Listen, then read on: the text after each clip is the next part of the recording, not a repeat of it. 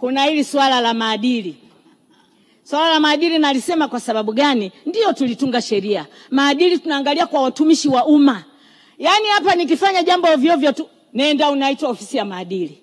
Lakini kuna private sector hizo, hivi hamwezi kubadilisha hivi sheria. Kuna private areas ambapo watu maadili ni ovyo. Leo tumesikia jambo moja la mtu anaitwa sijui Mwijaku. Sijui Mwanjaku huko. Amekwenda amechezea wanafunzi katika vyuo vikuu.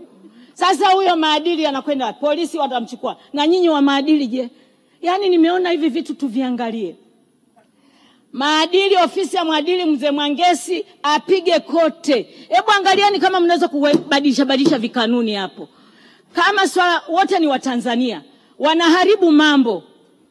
Maadili hovyo, lakini mtumishi wa umma anapelekwa kwenye maadili.